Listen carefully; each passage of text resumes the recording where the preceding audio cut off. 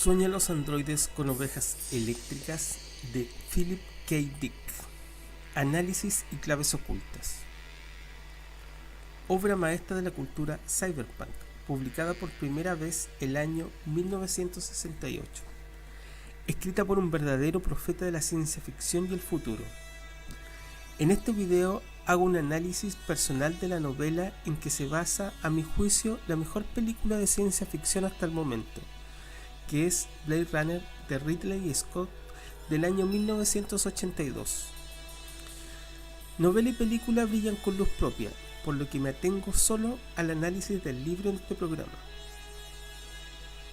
Comenzaré con un pequeño extracto de la novela en memoria del último rinoceronte blanco macho de la especie muerto en el mes de marzo de este año. Durante largo tiempo contempló al búho, que dormitaba en su rama. 1000 pensamientos brotaron de su mente acerca de la guerra, de los días en que los búhos caían del cielo, muertos. Recordó que en su infancia había alcanzado a comprobar la extinción de una especie tras otra. Los periódicos anunciaban un día la desaparición de los zorros, el siguiente la de los tejones, hasta que la gente dejó por último de leer aquellos perpetuos obituarios.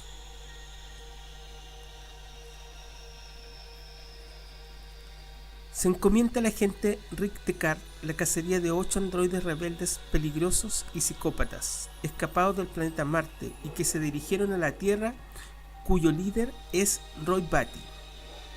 Deckard es casado con Irán. La mujer vive en constante depresión por el mundo post-holocáustico que los rodea. Ambos poseen una oveja eléctrica. Deckard, en busca de los androides, conoce a Rachel, la joven representante de la Russell Association, la principal fábrica de androides en el mundo. La joven abre la mente de Deckard en cierto sentido. J.R. Isidore, entre comillas, un especial, vive en los suburbios. Estos suburbios están contaminados por Kippel, la masa de contaminación que lo invade todo, compuesto por papel, plástico y radioactividad. Se siente solo, ya que es discriminado por haber sido clasificado como un cabeza de chorlito producto de la contaminación radioactiva. Isidore conoce al grupo de Roy por intermedio de Pris, que huyendo por su vida busca refugio en los suburbios. Se insta a los ciudadanos terrestres a abandonar la Tierra y a colonizar otros planetas después de la Gran Guerra Mundial terminal. A estas alturas, la Tierra está totalmente contaminada con polvo radioactivo que lo invade todo. Las razones de la Gran Guerra ya nadie las recuerda, ni el por qué se inició. El programa de colonización espacial existía desde antes, y después de la guerra pasó a una segunda etapa, la inmigración. Esta era poco menos que obligatoria, ya que la ONU calificaría a los que se quedaban en la Tierra de biológicamente defectuosos. Otra de las obligaciones que la ONU imponía era llevarse un compañero, un androide biológico que aguantaba las condiciones extremas más que un ser humano. Un androide para todo servicio, mejor dicho, un esclavo. En la película de Ridley Scott se va más allá, es más audaz, y se habla, por ejemplo, que el personaje de Pris, Daryl Hannah, en la película Blade Runner, es la exótica androide esclava para el servicio sexual de los colonos interplanetarios. Se crean colonias en diferentes planetas, como la del planeta Marte. Para el servicio de los seres humanos estarán los androides que fueron pasando de ser armas de guerra a esclavos todo servicio, llamados anteriormente el luchador sintético por la libertad, una sofisticada arma de guerra. Tal como hoy se estudia al supersoldado androide para la industria armamentista, y veremos lo más seguro en algún conflicto programado por la industria para mostrar estas armas a futuros compradores, en guerras misteriosamente injustificadas, falsas banderas tal vez, y en donde mueren cientos de civiles inocentes. Después de la guerra mundial terminal, se sigue sometiendo al ser humano. No queda claro quién está detrás del poder. Se deja entrever que las grandes corporaciones o el corporativismo son los que manejan la política y la ciencia. que es lo más grave. En este caso, la representante científica es la Rand Corporation, fundamento científico de la ONU en la novela, y que justificó la guerra. Dick claramente alude con la Rand Corporation a la NASA. Se programan las colonias en el espacio. El autor hace la metáfora en la cual el androide era la apetitosa zanahoria y la lluvia radioactiva fue el látigo que obligó a los terrícolas a abandonar su planeta. El androide fue el incentivo básico de la inmigración. El autor en el libro nos dice: la ONU hizo bien su trabajo. Detrás de esto subyace la idea de que el poder en la sombra aprovecha misteriosamente las circunstancias de la guerra radioactiva para enviar a los seres humanos a colonizar otros mundos y así seguir su dominación sobre el ser humano, seduciendo a las personas de ser atendidos en todo momento por un androide con tecnología biológica, idéntico al ser humano. Los humanos que abandonaban el planeta no se daban cuenta de que salen de la sartén para caer en las brasas. Marte es un planeta inerte, desértico, penoso, que, como veremos más adelante, deprime incluso a los propios androides, que no soportan esa tierra yerma y desolada, anhelan la tierra y volver donde fueron creados. Como Pris, la androide rebelde, clon de Rachel, se hace fanática de las historias de ciencia ficción antiguas donde se cree que los planetas son idílicos y llenos de seres fantásticos. La colonización fue un negocio redondo para las inmensas corporaciones como la Rosin Association. Philip Dick lo asimila a la industria automotriz de los años 60, en los que era casi obligación comprar un vehículo como buen ciudadano norteamericano, sin prever las consecuencias de lo que sería el petróleo, las guerras y la contaminación que traía consigo esta industria.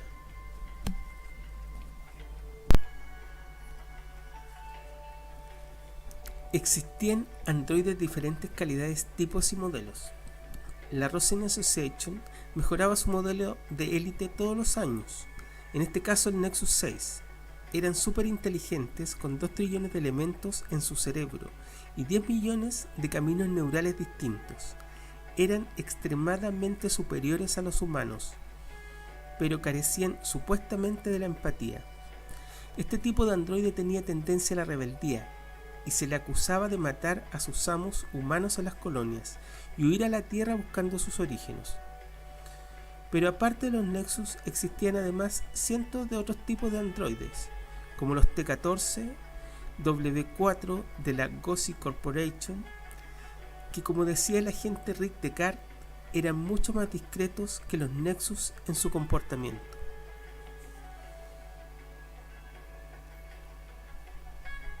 Los humanos que quedan en la Tierra son considerados inválidos y contaminados por la radioactividad. Los que no aprobaban el test de habilidades mínimas eran condenados a quedarse en la Tierra. Los humanos están tan contaminados con la radiación que atraviesa sus huesos e incluso su cráneo, quedando gravemente dañado, son constantemente invadidos por la lluvia radioactiva. Las partículas subatómicas atraviesan la carne y huesos de los pocos humanos que quedan en la Tierra. Esta novela, publicada en 1968, podría ser un anticipo de lo que fue el desastre de Chernóbil en Rusia y sus horribles consecuencias. Ciudades fantasmas abandonadas por sus habitantes huyendo de la radioactividad. Un prototipo de lo que sería a nivel mundial un desastre atómico. Hoy en día podemos ver por todo el mundo la contaminación de la que habla Dick. Desechos radioactivos, mercurio empobrecido, pesticidas, etc. John Isidore, uno de los personajes principales de esta novela, fue considerado especial.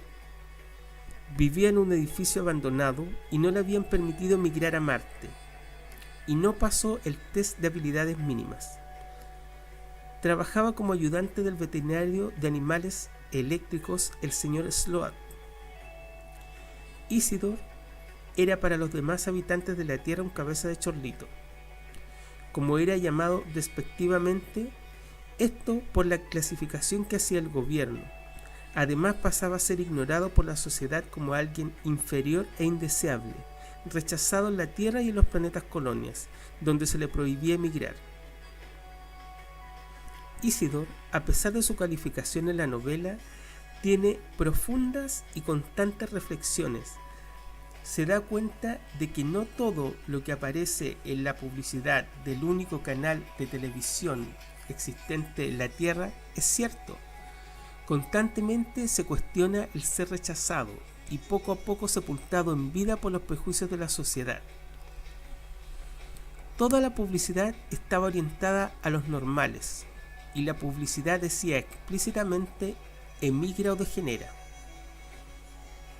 Nos percatamos con Isidore que en este mundo distópico persisten los estereotipos y la discriminación extrema contra lo diferente. Lo que es catalogado por la ciencia como fuera de los moldes establecidos lo es también para la sociedad, y es atacado. Tal vez Isidore no es tan tonto como parece, y tal vez los tests y pruebas no sean tan reales como lo hace parecer la sociedad establecida en la Tierra. Acá nos encontramos con la constante en las novelas de Dick. ¿Qué es lo real y qué no? ¿Hay realidades que se superponen o son realidades paralelas? ¿Hay una o más de una realidad? ¿La realidad está predeterminada o la hace cada persona?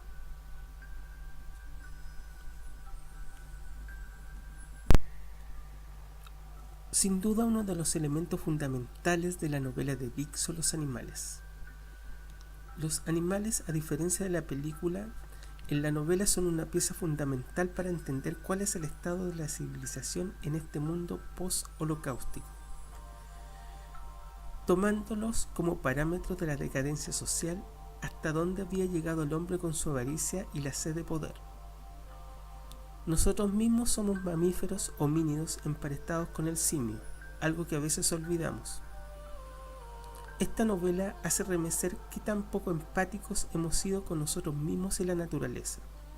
Extinguimos a especies completas, incluso nuestros propios primos más cercanos como los primates, solo por intereses económicos de unos pocos.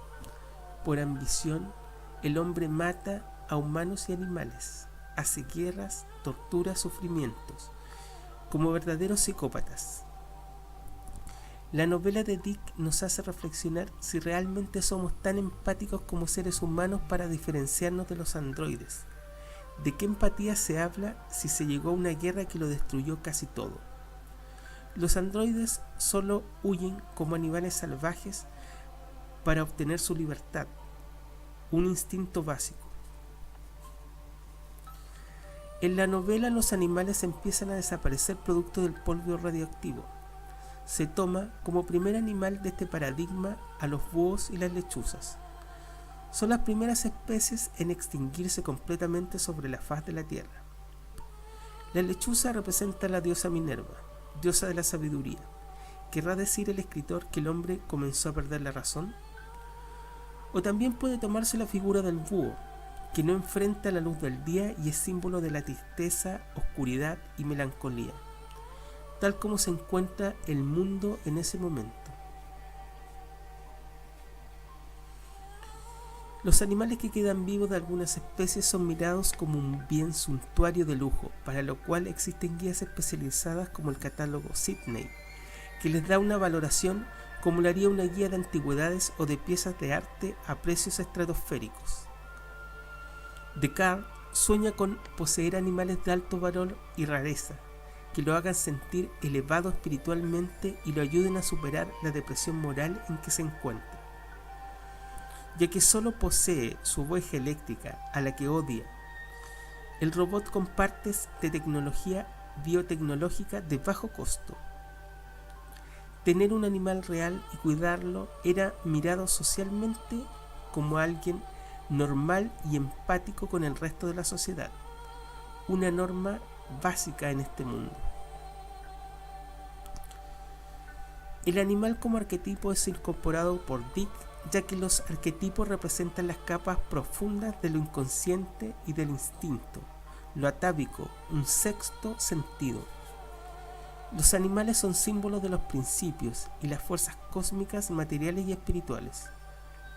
Los animales representan la naturaleza misma y son personajes principales en los cultos primigenios, ya que Dios habita en ellos. Descartes se empecina en realizar su trabajo de exterminador de androides y, como llaman también subrepticiamente en la novela, retiro de androides, lo que sería un asesino a sueldo para nosotros.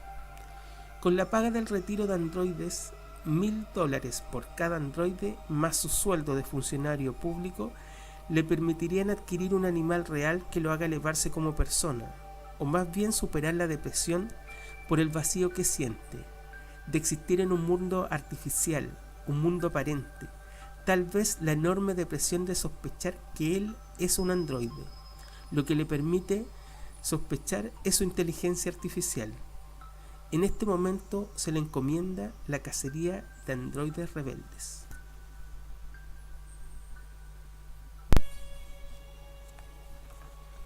Existían miles de tipos de androides en la Tierra y a muchos de ellos sus recuerdos les eran implantados. Otro gran tema en la literatura de Dick. ¿Cómo podría impactarnos si nos dijera que todo lo que recordamos es falso, que fue introducido en nuestra mente? Nuevamente la pregunta, ¿qué es la realidad? Un tema que es muy importante para la ciencia hoy en día y para la logística de los gobiernos. Como ya sabemos, ha existido manipulación mental, el MKUltra, la hipnosis con fines manipuladores. Como es sabido, se han desclasificado experimentos de la CIA, en que fueron utilizados diversos medios, ultrasonido, electricidad y mayormente fármacos como el LSD, en que se han realizado lavados de cerebro y manipulación mental, incluso para crear asesinos o espías, utilizándolos sin saber lo que están haciendo, a los cuales incluso se les podría introducir recuerdos falsos. Resulta increíble cómo podemos ver estos métodos de control en la novela de Dick.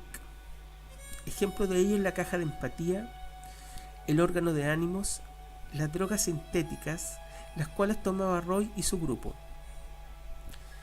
y que Dick también experimentó, sobre todo con el LSD.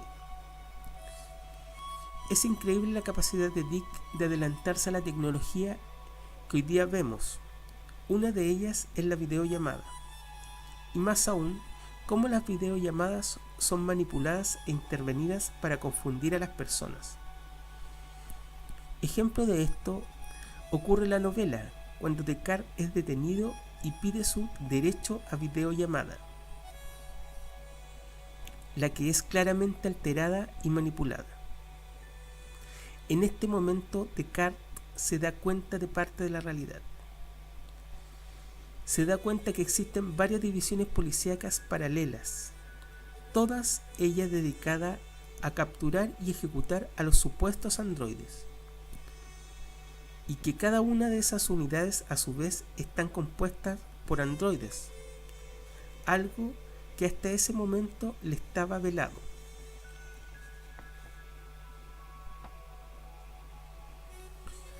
Para descubrir quiénes son androides o no, existe el llamado test de personalidad de Voight-Kampff.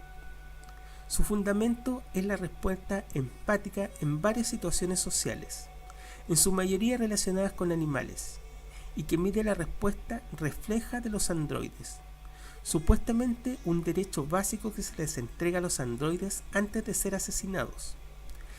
Se debe aplicar el test, y por lo que vemos, el test se aplica correctamente dependiendo la ocasión, quedando al arbitrio del cazarrecompensas quién lo aprueba y quién no, siendo el ejecutor juez y parte.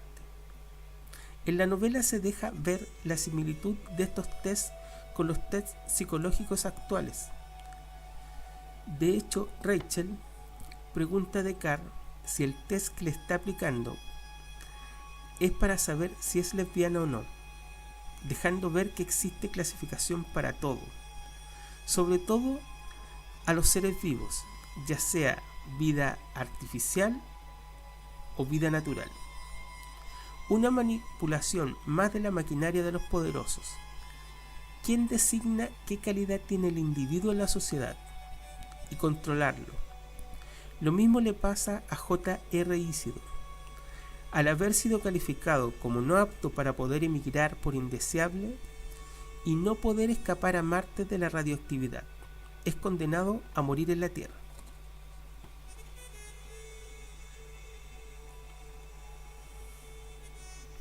El esnobismo que aún persiste en esta sociedad distópica obliga a ocultar ante los vecinos y la sociedad en general que el dinero del salario no le alcanza para una oveja real. Por lo general, la mayoría de los poseía animales falsos y lo ocultaba como el mayor secreto, norma que Descartes rompe sobre su oveja y le cuenta a su vecino que es eléctrica. Desde el mismo nombre de la novela podemos extraer muchos aspectos esenciales, como el hecho de que Descartes tiene una oveja eléctrica que corre, duerme, se enferma y es programada para fingir ser una oveja real.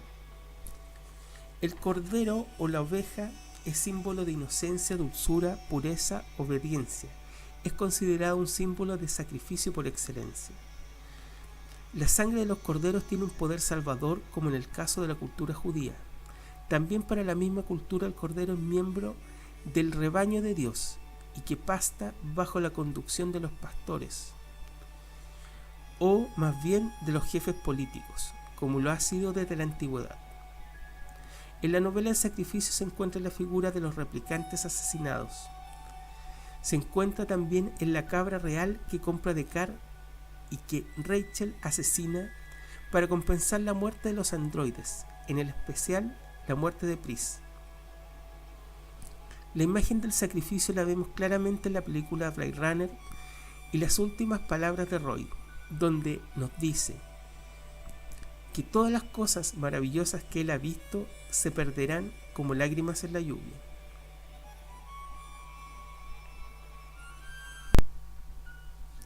La novela comienza con un diálogo cotidiano, una especie de discusión matrimonial entre el agente Descartes y su esposa, sobre cómo programarán su día con respecto a sus estados de ánimos.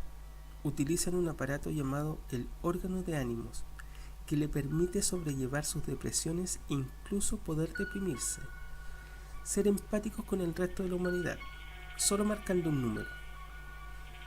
Es curioso que Dick en esa época ya imaginaba lo que es posible hoy en día manejando las ondas cerebrales a través de los sonidos, ultrasonidos o microondas, e incluso poder manejar a una persona induciéndolo instantáneamente a un estado de ánimo determinado. Causa mucha inquietud el cómo la esposa de Descartes, Irán, programa constantemente depresiones culposas y vive sumida en la angustia y la desesperanza como algo normal para poder sobrellevar la vida monótona en que se encuentra. Siente, al igual que Isidor, un vacío avasallador, la angustia y la ausencia de vida. Siente la soledad que se vive en la tierra y de no poder aferrarse a nada trascendente. Los humanos que quedan en la Tierra tratando de aferrarse a algo que los anime poseen dos alternativas: Mercer y su pseudo religión, o el amigo Buster, el mejor cómico del planeta, que con su show de 46 horas diarias por televisión y radio anima a la Tierra y las colonias espaciales. Lo raro es cómo trabaja 46 horas y sin cansarse. La pseudo religión de Mercer, un anciano que sube constantemente una colina y que luego de llegar a una etapa se da cuenta que la cuesta no tiene fin. Constantemente es apedreado por gente anónima y le provoca heridas que sangran, incluso sangran después de la conexión con la caja de empatía. Las personas que se conectan con Mercer se conectan bien con una especie de conciencia colectiva y empática, que hace que el sufrimiento de Mercer sea también de ellos y de las demás personas que están conectadas a la caja en ese momento. La religión de Mercer se puede asimilar al cristianismo y a poner la otra mejilla después que te abofetean, y así cumplir con los mandamientos de Dios. Con Mercer también hay una larga senda que permite llegar a Dios, una cuesta dolorosa y sangrante, para evitar caer en el mundo tumba, una especie de infierno, llena de huesos, desde donde salió Mercer y comenzó a ascender. Pero las preguntas básicas son: ¿por qué sufre tanto? ¿Por qué nunca llega a la cumbre? La cuesta arriba, en una tierra inerte y oscura, puede simbolizar la ascensión hacia Dios o el Creador, el sacrificio para alcanzar una luz que nunca llega. O puede ser nuestro interés por alcanzar el espacio y otros planetas, una búsqueda inalcanzable, tratando de encontrar lo que no fuimos capaces de cuidar acá en la Tierra. Mercer era una mezcla de Moisés, San Francisco de Asís y Jesús. Fue encontrado en una balsa, amaba y curaba a los animales y tenía un nódulo extrasensorial que fue seguramente una mutación por la radiación, lo que le permitía tener esas facultades sobrenaturales. Fue encarcelado, torturado y la policía bombardeó su nódulo de radioactividad. Cayó al mundo tumba y comenzó desde ahí a ascender con todos. El mercerismo propagaba también peculiares mandamientos, como son: solo matarás a los asesinos, que en la novela es el mandamiento que atormenta a Rick Descartes, lo perturba. Cómo un santo como Mercer alienta el asesinato, algo diametralmente contrario a lo empático. Mercer, aparte de aparecer en la realidad virtual de las cajas de empatía, también aparece misteriosamente como un holograma cuando los personajes están dudando, como en el caso de la duda existencial de Descartes sobre matar a los androides rebeldes.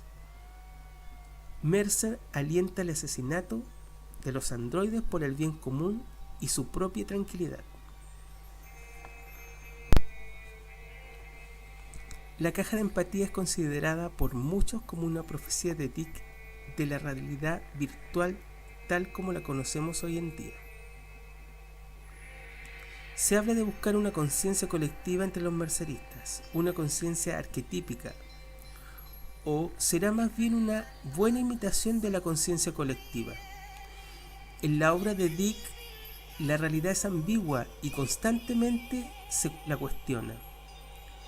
Dick obviamente utiliza sus conocimientos de Jung sobre la conciencia colectiva, pero en este caso es una conciencia colectiva virtual, manipulada, retorcida, una sucia maquinaria del control de masas de la cual se dan cuenta incluso los androides, que se están rebelando y están dispuestos a develar públicamente y frente a toda la Tierra y las tierras colonias esta farsa.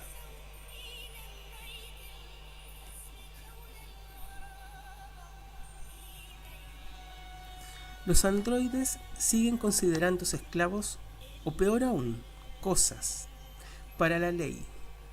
Es curioso cómo la esclavitud persiste desde los tiempos antiguos en la Tierra, aún con los avances científicos que existen.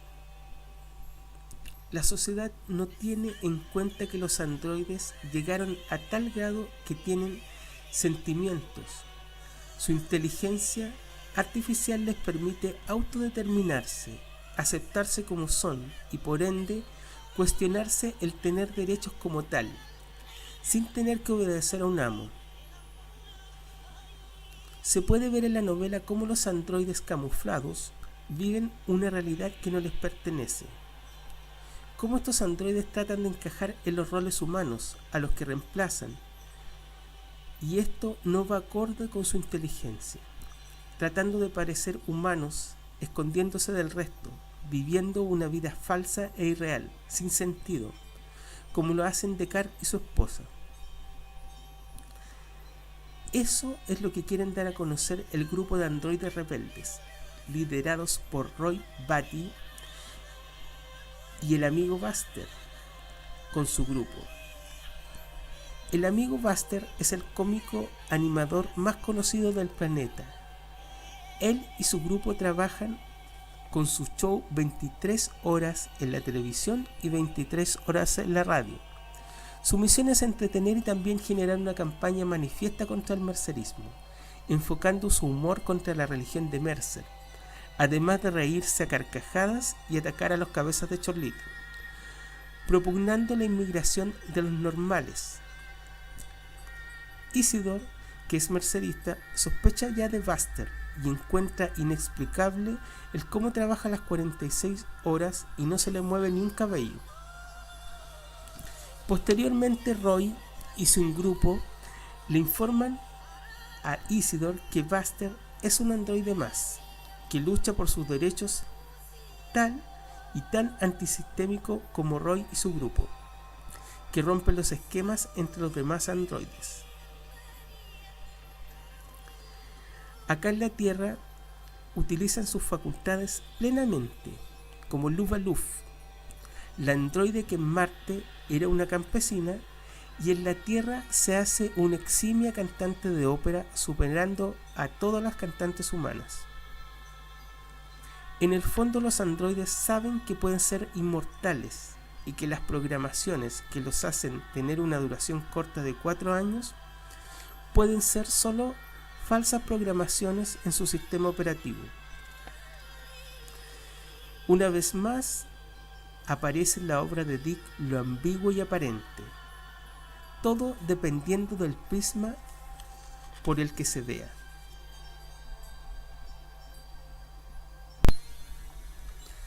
La corporatocracia y la tecnocracia. La Rosen Association es la gran ganadora después de la Gran Guerra Mundial terminal con una jugada inteligente. Sigue siendo la empresa más grande de la Tierra en la fabricación de los androides. Con sucursales en los planetas colonias, manejan subrepticiamente la política, la ley, la justicia, la policía, el comercio, etc. A la vista de todos debe mantener su prestigio, pero bajo cuerdas es una gran mafia que lo controla todo. Obviamente la Rosen Corporation es manejada por androides, y el Don Rosen es tal vez solo un clon más del verdadero Rosen. Pero esta fachada es muy ingenua. Cualquiera se dará cuenta de esta posibilidad, de que los androides están detrás de la trama. La pregunta es, ¿quién está realmente detrás del poder? Nuevamente el famoso poder fáctico, que no coincide siempre con la realidad. ¿Cuál es el verdadero poder oculto? ¿Qué objetivo tendrían de reemplazar a los humanos por androides? ¿Quién crea los androides y quién los maneja como si fueran títeres?